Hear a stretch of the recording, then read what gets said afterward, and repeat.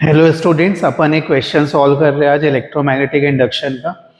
तो क्वेश्चन देख ले हम लोग कैसा है। क्वेश्चन में एक सर्किट डायग्राम दिया हुआ है और बोल ये रहे हैं, in the given circuit the sliding contact is pulled outward such that electric current in the circuit changes at the rate of 8 ampere per second at an instant when R is 12 ohm, the value of the current in the circuit will be। इस circuit में current की value निकालनी है। Question में बोल ये रहे हैं, ये जो स्लाइडिंग कॉन्टैक्ट है इसको राइट की तरफ पुल कर रहे हैं।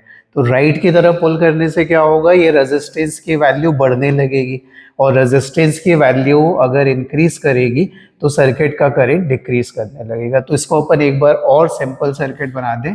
ये हमारी कॉइल है जिसका सेल्फ इंडक्टेंस 3 हेनरी दिया हुआ है और रेजिस्टेंस को मैं जितना बोल रहे हैं वो वैल्यू लेके 12 ओम कर दे रहा हूँ और हमारी बैटरी लगी हुई है, ये मैंने बैटरी लगा दिया। बैटरी 12 वोल्ट की है। अब इस सर्किट में मुझे करंट पता करना है। यहाँ rate of change of current di/dt की वैल्यू दी हुई है 8 एम्पियर पर सेकेंड। समझने का पॉइंट ये है, रेजिस्टेंस बढ़ रहा है तो सर्किट में करंट कम होगा तो यहाँ जो रेट ऑफ चेंज आएगा ये नेगेटिव आएगा।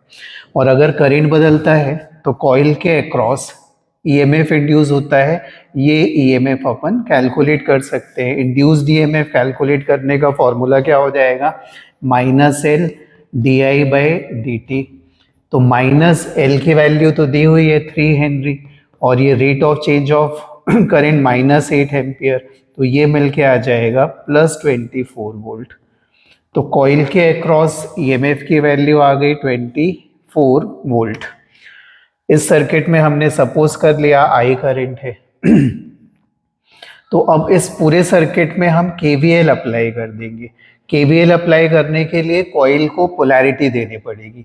क्योंकि करंट डिक्रीज कर रहा है तो कॉइल का इंडक्शन कुछ इस तरीके से होगा कि ये करंट को बढ़ाने की कोशिश करेगा, क्योंकि कॉइल हमेशा अपोज करती है करंट के चेंज को। तो बढ़ाने के लिए क्या होगा, इसके राइट वाले को मुझे प्लस देना पड़ेगा और लेफ्ट वाले को माइनस देना पड़ेगा। अब पूरे सर्किट में मान लो इस पॉइंट से मूव करूंगा मैं और पूरे पाथ में होता हुआ वापस यहीं पर आ जाऊंगा, तो एक क्लोज लूप के लिए KVL अप्लाई कर दो। तो समेशन डेल्टा V 0 होता है। हम इस पॉइंट से स्टार्ट हो रहे हैं। इस पॉइंट से स्टार्ट होने का मतलब जब आप कॉइल को क्रॉस करोगे तो टर्मिनल माइनस से प्लस हो रहा है, पोटेंशियल डिफरेंस बढ़ रहा है, तो प्लस साइन के साथ ले लिया इसको 24 वोल्ट।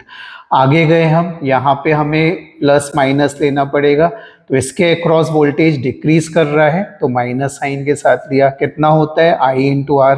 I पता नहीं, R की वैल्यू मालूम है, इसको 12 लिख दिया।